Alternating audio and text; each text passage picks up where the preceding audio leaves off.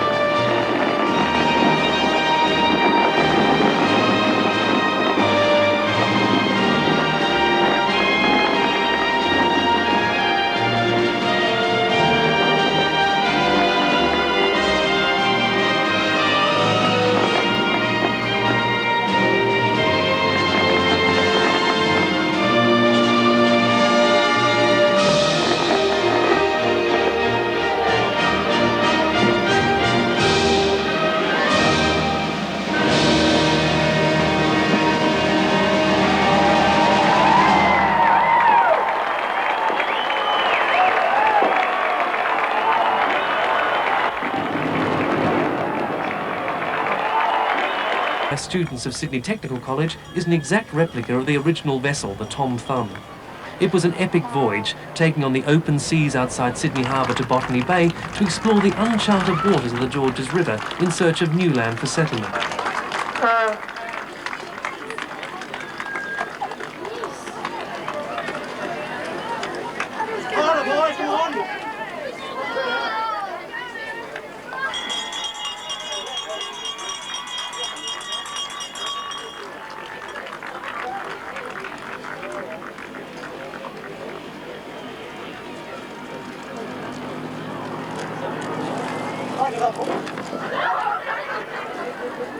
Further, boy, further.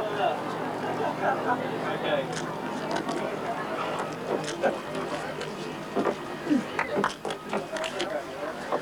Further, my boy, further.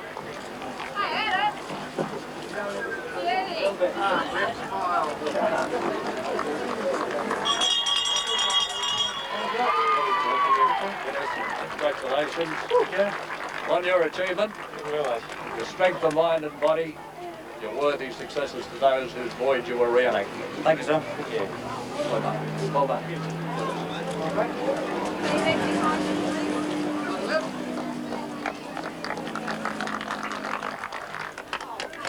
you. Good morning.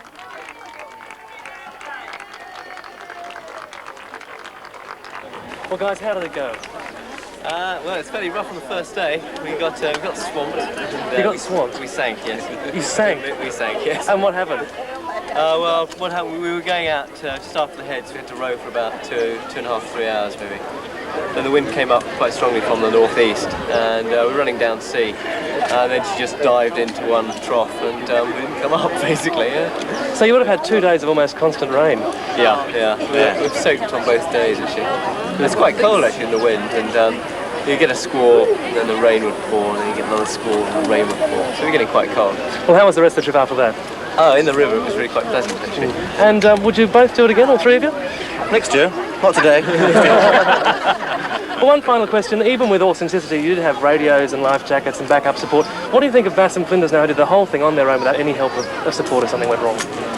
Very intrepid, very adventurous, and very brave. Yes, very brave indeed.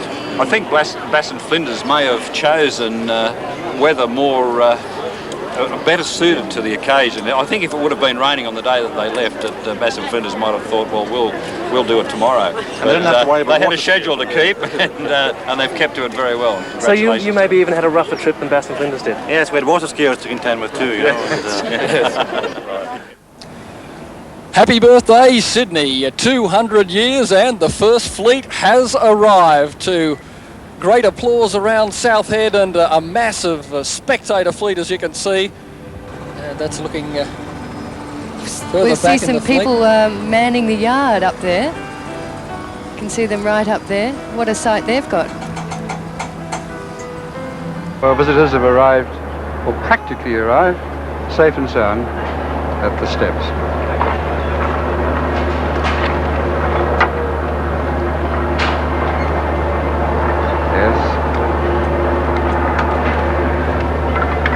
The Royal Highnesses, the Prince and Princess of Wales. Now hear the crowd roar as they step onto the shore following Stephen Hall's announcement of their presence.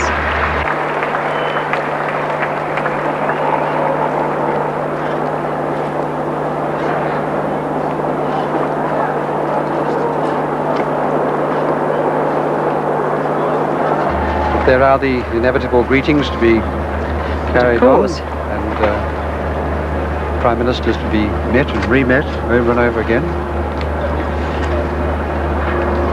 And talking to Mr. Gleeson there, who is the chairman of the New South Wales Bicentennial Council. Yes, he is, Jerry Gleeson, yes. And that again is one of those interesting shots with so much information in the foreground, the colour of those uniforms, the mix of uniforms.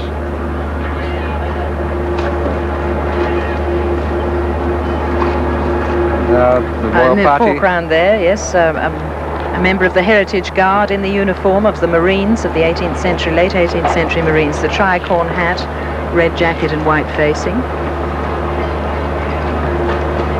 And now they're preparing to get the signal to move, and here comes the Premier of New South Wales, Sir Ninian Stephen. followed by Sir Ninian And Stephen. Prince Charles, of course, Sir Ninian, as you were explaining yesterday, under these circumstances actually takes precedence over Prince Charles because he is the representative of the Queen. Yes, it's one of those little nuances of protocol Yes. you have to be careful about, I I suppose. was fascinated. I'm sure it doesn't miff Prince of Wales. Amongst the members of the Heritage Guard, we saw the New South Wales Corps, Yes, known as, it came to be known infamously as the Rum Corps, of course. indeed.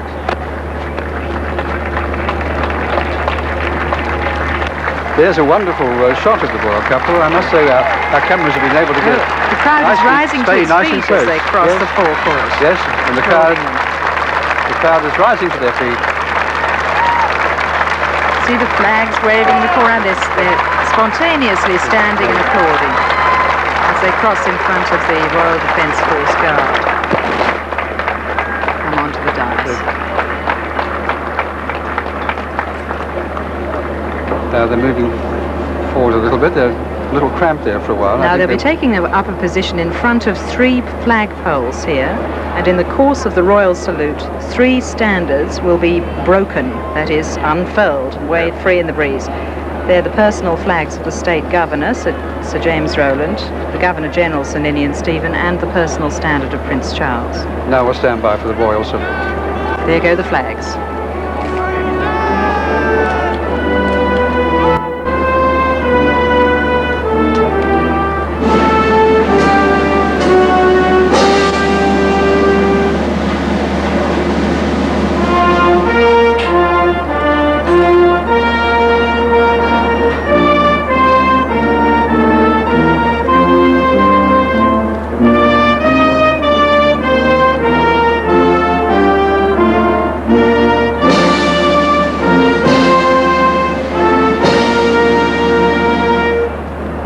After this, something like 100 flags will be unfurled around Farm Cove, the periphery of Farm Cove.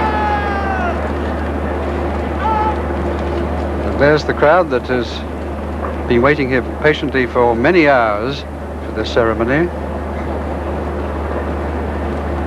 And there, as the cameras pull back to reveal what is really one of the great and wonderful buildings of this world. There, their Royal Highnesses are moving forward with Sir James Rowland. Accompanied by Sir James Rowland, yes.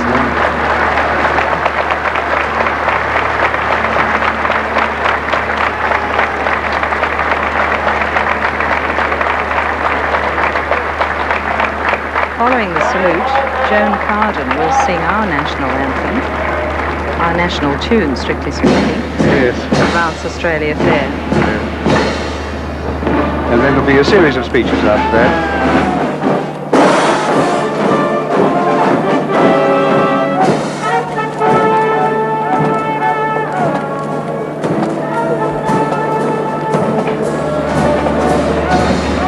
Now the guard is marching off, and the Royal Highnesses are preparing themselves and putting order of service, as it were. Princess Diana applauding the Royal Australian Naval Band as they march away, and the Defence Force Guard, the Royal Guard.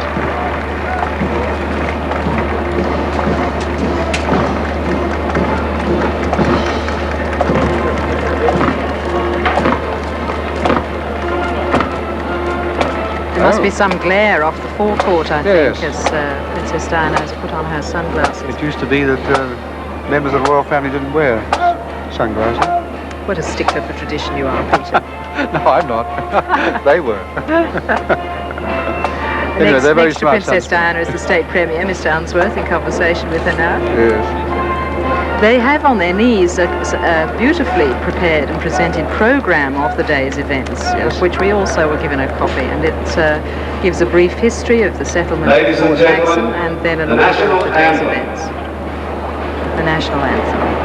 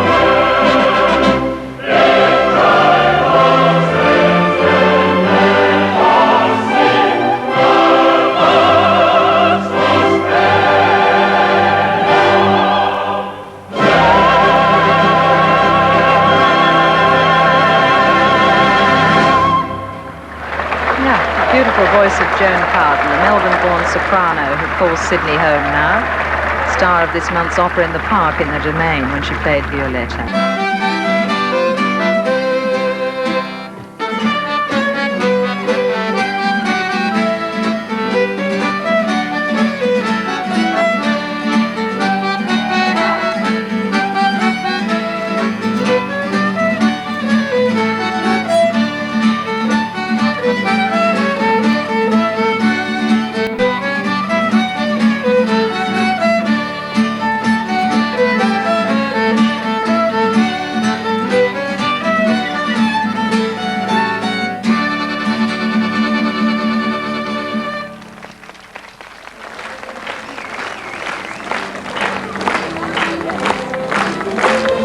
Hello and welcome back to Centennial Park. We're celebrating the fact that on this day, 100 years ago, this park was dedicated to the people of New South Wales. It was a sort of centenary birthday present.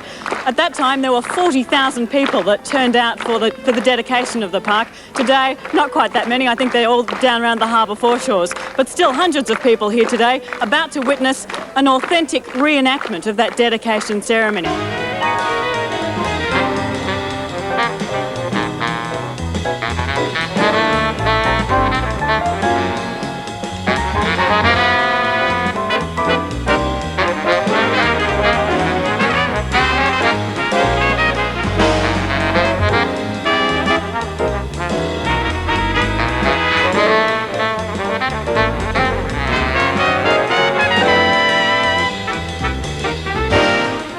Clouds of balloons fly towards the bridge as Britain's bicentennial gift to Australia, the Young Endeavour, leads the parade of tall ships down the harbour.